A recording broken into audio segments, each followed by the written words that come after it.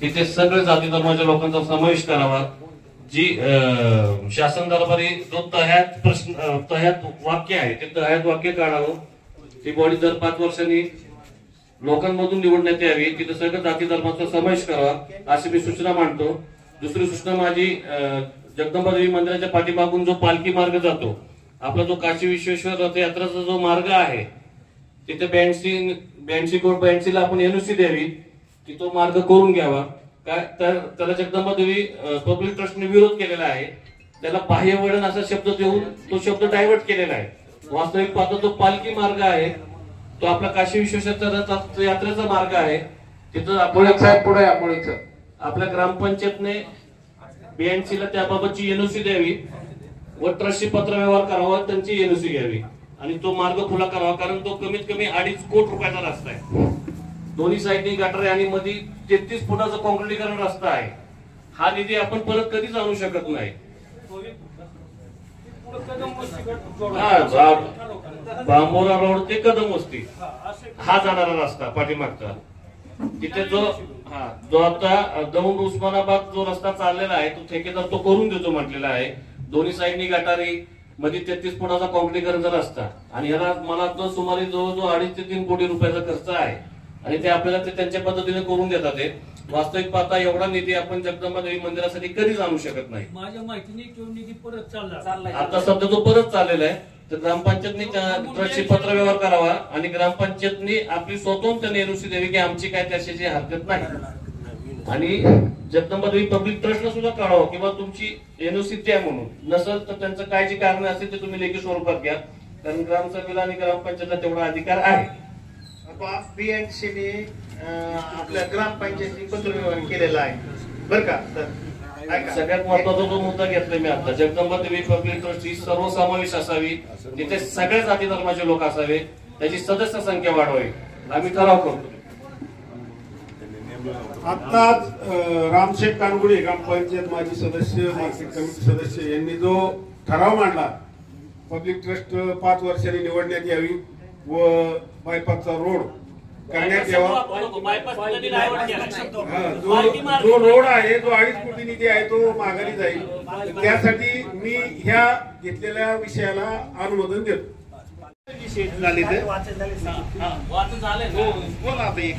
माझं काय म्हणणं आहे, जिल्हा अधिकाऱ्यांनी सूचना जरी दिल्या तर तुम्ही ग्रामपंचायतीने त्याबद्दल उचल नाही घेतली पाहिजे। कारण काय झालं, तिथं जवळजवळ 150-200 कुटुंब आहे।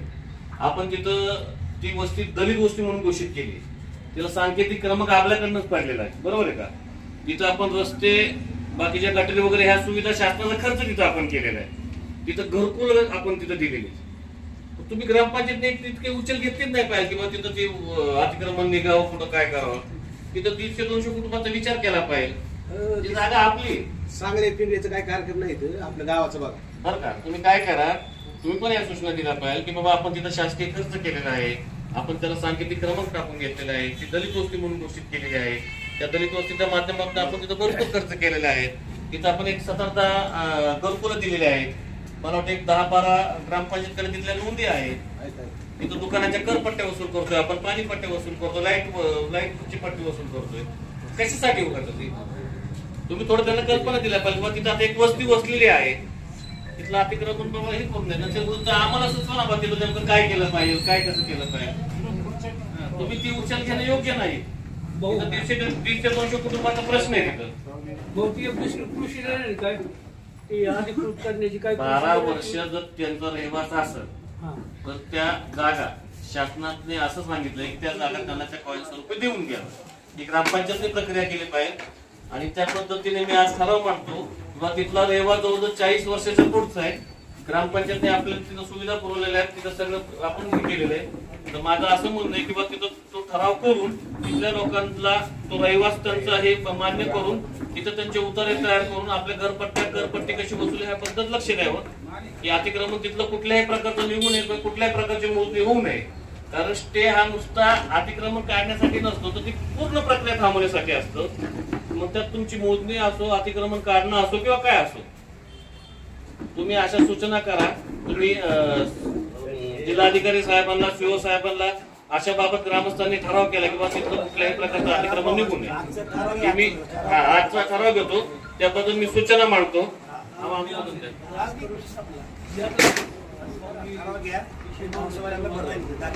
अनुमोदन करतो कुठल्या प्रकारचा अतिक्रमण निघू नये, मोजणी होऊ नये. साहेबांनी दिलेली सूचना आहे. तर ग्रामपंचायतला असा कोणताही वैयक्तिक आम्हाला त्यात इंटरेस्ट नाही, परंतु ऐका एकच मिनिट. याच्या ज्या तक्रारी जिल्हा अधिकारी महोदय यांच्याकडून आम्हाला ते आदेश येते आणि त्या मुख्यमंत्री सचिवालयाकडे लोकशाही दिनाच्या ह्या तक्रारी आणि त्याच्यावर हे जवळजवळ 4 ते 5 मिटिंगा जिल्हाधिकारी महोदय यांनी घेतलेल्या आहे. तुमच्या भावना आम्हाला रास्ता येतात त्या समजत्या, त्या आम्ही नोटिंग करून घेतो आणि ते आम्ही त्यांच्या लेवलला पाठवतो. ते निर्णय घ्यायचं आणि आम्हाला काही कर्मचारी म्हणून त्यांची ठीक आहे ना, ग्रामसभेचा आजचा निर्णय ठराव त्यांचा निर्णय तीव्र राहील. आम्ही ठराव आता जी सूचना मांडली रामशेठ कानपुडे यांनी अतिशय सुंदर सूचना आहे आणि या सूचनेनुसार माझी अशी एक त्याला थोडी बोट सूचना आहे की अतिक्रमण किती असावं, 100x100 असावं का 10x10 असावं की 9x15 असावं, याचा पण या ग्रामसभेमध्ये थोडा उल्लेख करून त्याचा ठराव घेण्यात यावा. अतिक्रमण आपण किती मंजूर करायचं ग्रामपंचायतने याच्यावर थोडं सर्वांचा मुद्दा पण थोडासा ही चांगला आहे बरं का. कसं आहे किंवा अतिक्रमण कायम करण्याकरता पण शासनाने एक प्रदत्त समिती नेमली प्रांत अधिकाऱ्यांच्या याच्याकरता. तर त्या प्रदत्त समितीला तुम्हाला जर गावात कुठं जागा नसली, स्वतःची मालकीची किंवा जमीन नसली, तर त्या माणसाला रहिवासाकरता 500 चौरस फूट जागा शासन देते. आता इथं जी जागा आहे आपली ग्रामपंचायतच्या खरेदीची जागा आहे. दुसरं असं आहे ही बाब आता न्यायालयात सुद्धा प्रलंबित आहे. मग तुमचा जे ठराव आहे ते आपण घेऊ, परंतु न्याय प्रलंबित असल्यामुळे आम्हाला काही तुम्ही न्यायालयाच्या निर्णयासाठी राहून आपण ते निर्णय घेऊ. फक्त आजचा तुमचा जो ठराव आम्ही जिल्हाधिकारी महोदयाकडे पाठवू.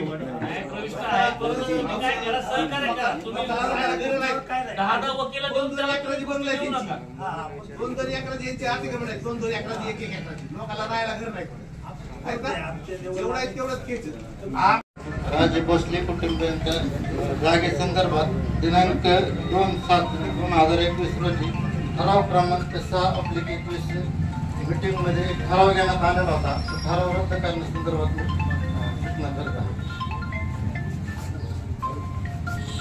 आजचा जो अमोल शेट्टी यांनी या ठिकाणी विषय मांडला, हा तुम्ही व्यवस्थित या ठिकाणी ठराव घेऊन त्या ठिकाणी मला हा ठराव येणाऱ्या 2-3 दिवसात तुम्ही देण्यात यावा या ठिकाणी मी सांगतो.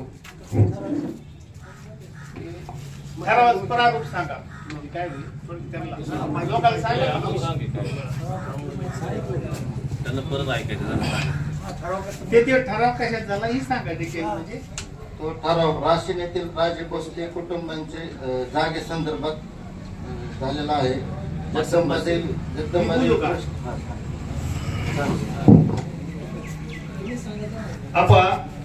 मंदिर आहे आपलं जगदंबा मंदिर. जगदंबा मंदिराच्या उत्तरेकडची जागा आहे, उत्तरेकडचीच ना.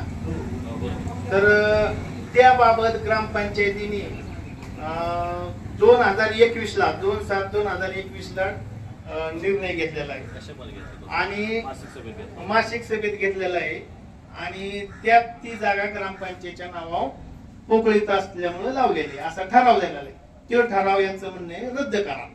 न्यायप्रविष्ट होता तो आणि सदरची बाब आज सुद्धा न्यायप्रविष्ट आहे. त्यावेळी बी न्यायप्रविष्ट होती. न्यायप्रविष्ट असताना ही गोष्ट करता येत नाही. सत्य पुढे शांतपण चालत नाही असं म्हणतात. त्यावेळी त्या बॉडीने जाणून बजून न्यायप्रविष्ट असताना हा ठराव करून घेतला आणि त्याची नोंद ओढून घेतली. आज मी या ठिकाणी सूचना मांडतोय की बाबा आकाशापोटी अशा कुठल्याही प्रकारच्या मासिक मीटिंग मध्ये संख्येच्या जोरावर असे कुठलेही ठराव करून घेऊ नये. उद्या जर तुम्ही संख्येच्या जोरावर एखाद्याचं का दुसऱ्याच्या नावावर करून घेतात असा ठराव करू शकता तुम्ही. आणि वास्तविक पाहता न्याय प्रविष्ट असताना ही या बाबीला हात लावायला नव्हता पाहिजे होता, परंतु सत्तेच्या आणि संख्येच्या बळावर तुम्ही तो ठराव करून घेतला. तो ठराव रद्द करण्यात यावा अशी आम्ही सूचना मांडतो. आणि ग्रामविकास अधिकाऱ्यांनी त्यात मत सुद्धा नोंदवले आहे त्या ठरावामध्ये. त्या ठरावाची कॉपी तुम्हाला दिलेली आहे की सदस्य ही न्यायप्रविष्ट असताना हा ठराव झालेला आहे, यात माझा कुठल्याही प्रकारचा हस्तक्षेप नाही. त्यांनी त्यांचं मत नोंदवले तरी सुद्धा हे संख्येच्या आणि सत्तेच्या जोरावर तो ठराव करून घेतला नाही. आमचं मत आहे तो ठराव कॅन्सल करावा, रिसर तो रद्द करावा. ग्रामसभेमध्ये अशी मी सूचना मांडतो. माननीय कोर्ट बर का, माननीय कोर्टाचा निर्णय किंवा मागचे जे ठराव आहे आता ही न्यायप्रविष्ट बाब आहे का, न्यायालयाचा जो निर्णय होईल त्याला अधीन राहून त्या आपल्याला बाबी पाळावं लागेल. न्यायप्रविष्ट असतानाच केला ठराव. आपण माझं एक सचिव न्यायप्रविष्ट असतानाच तुम्ही केलाय तो ठराव. त्यावेळेस न्यायप्रविष्ट नव्हतं, आता न्यायप्रविष्ट आहे का? त्यावेळेस होतं का नव्हतं हा सांगा, खुलासा करावा तुम्ही. त्यावेळेस होतं का नव्हतं हा विषय सांगा. सेवकांनी त्यावेळेस मत मांडलेले ती जी मत पण माझं मत मी सांगत होतो मला आज न्यायप्रविष्ट असल्यामुळं तुमचा ठराव आम्ही लिहून घेतो, पण माझं मत त्यात अजून बी मांडतो की न्यायप्रविष्ट. नाही तुमचं मत मांडा, पण ज्या वेळेस पहिल्या वेळेस होतं त्यावेळेस सुद्धा न्यायप्रविष्ट होतं. आणि जे काय तुमचं मांडलं हे चुकीचं झालंय का योग्य झाले का अयोग्य झाले ही तुमचं तुम्ही ह्या ठिकाणी त्यात लिहावं आणि मला देण्याचे उत्तर द्या तुम्ही. ऐका हे चूक बरोबर ही न्यायालय ठरली बरं का.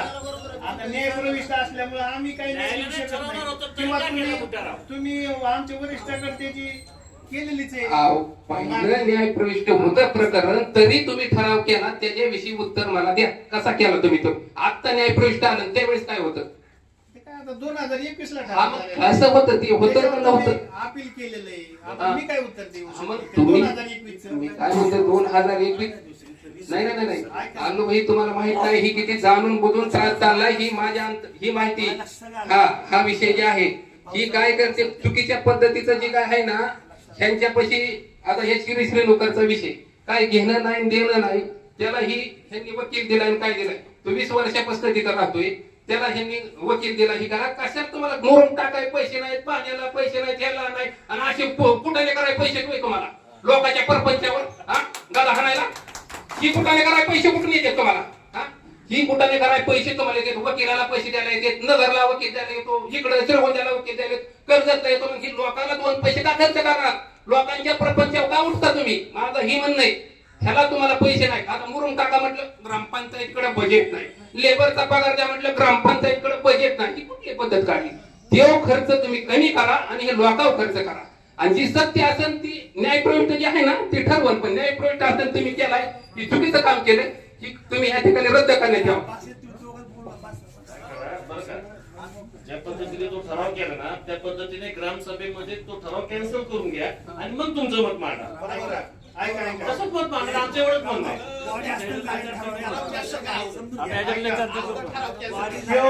तुमचं जे म्हणणं आहे ते आम्ही लिहून घेतो. तुमचं आमचं मत आम्ही तिथं मांडतो. सर ग्रामसभा हा ठराव घेते, सर्व ग्रामस्थांचा ठरावाला पाठिंबा आहे. तुम्ही आम्ही घेतो घेतो तुम्ही भाषा पुढची बोलूच नका. ग्रामसभा ही ठराव आहे हा. कॅन्सल करून तुमचं मत मांडायची अडचण नाही. तुम्हाला काही नाही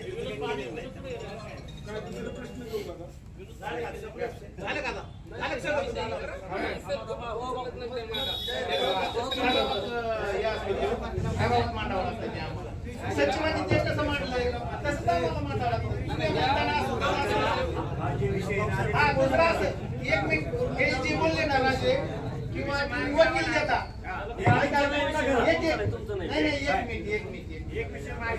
एकच मला बोलू द्या.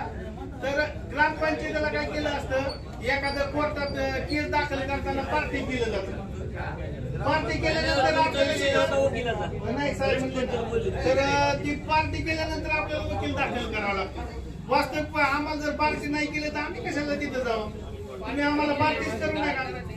पण आम्हाला जे कोर्टात समस्या आल्या तर आम्हाला तिथं जाणं भागच आहे. आम्हाला वकील देणं भागच असतं. आम्हाला उलट त्याचा खर्च येतो.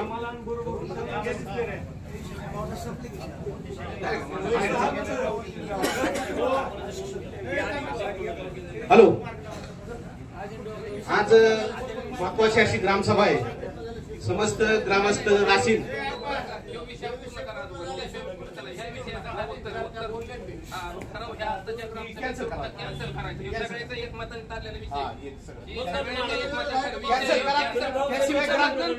ग्रामसभा चालू होणार नाही. ग्रामसभा चालू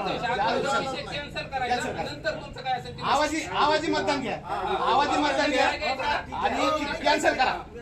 असं आहे ना, तुमच्या मताला आम्ही कॅन्सल करा.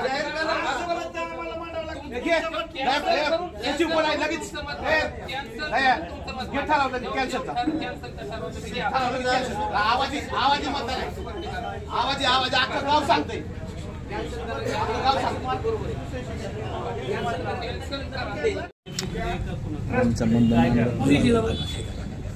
प्रशासनाने पंचायत समितीची माहिती देऊ नको. चुकीची माहिती देऊ नका असं म्हणतात ते. चुकीचं नाही. प्रशासनाने जिल्हा आपले पंचायत समितीचे डेप्युटी इंजिनियर आहेत त्यांच्या मार्फत त्यांना ताबा मिळालेला आहे. किती कोटीचे? त्याच्या रक्कम आता डिटेल नाही सांगता येते पण 10 कोटीच्या आसपास आहे. मग त्या माणसाने ज्यांनी दिलं त्याला कुणी बोलवून त्याचं उद्घाटन करून तरी कुणाच ताब्यात देश द्यावा ना. हा, त्याच आता इश्यू चाललाय कलेक्टर साहेबासमोर.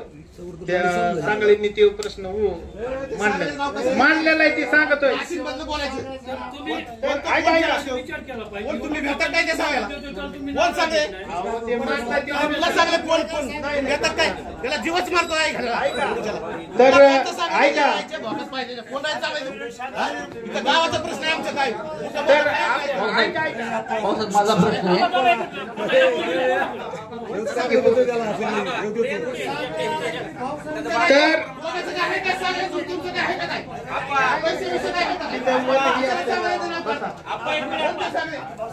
तर ग्रामपंचायत म्हणून कोणी दखल घेतली? माझ्या माहितीने तुम्ही तो आला सांगा की तुम्ही अर्धा तास बोला. त्याच्यावर 4 केसेस आहेत. माझ्या माहितीने ग्रामपंचायत सगळं पाहिजे. ऐका, चुकीचा विषय आबा. परत आता 2.5 कोटी रुपयाचा पाठीमागे रोडाला पैसे दिले बरं का? चालेल पैसे. आता आपण जो प्रश्न मांडलाय तो फार महत्वाचा आहे. वास्तविक आता भाऊसाहेब तुम्हाला त्याबद्दल माहिती नाही. भक्त निवास असो जे पाठीमागचं जे बांधकाम झालेलं आहे त्याला 5 एकर जागा ही जिल्हा परिषदला दिलेली आहे. जिल्हा परिषदला दिली म्हटलं ते सगळं बांधकाम ज्या गोष्टी त्या आपल्या ग्रामपंचायतच्या ताब्यात पाहिजे. त्याचं भाडं वगैरे पुन्हा आपण कधी मागणी केलेली नाही त्यावर. आणि सगळ्यात महत्वाचं तिथं काय होतं, मनमानी पद्धतीने तो हॉल हा गोरगरिबांच्या लग्नासाठी तयार केलेला आहे. तिथं मनमानी पद्धतीने तिथली फी घेतली जाते, तिथलं भाडं घेतलं जातं. 25,000 रुपये भाडं घेतलं जातं. शंकर म्हणून एक शंकरवर गुन्हा दाखल करा. वास्तविक पाहता ती जागा जिल्हा परिषदला दिलेली, बरोबर आहे का? कशाला दिलेली ती? ऐका, त्यावेळेस ऐका ना, जी माहिती सत्य ती सांगतो. तर ट्रस्टची म्हणजे जगदंबा देवीची ती जागा आहे मूळ. तर त्यांनी काम होताना तात्पुरती हँडओव्हर केली होती.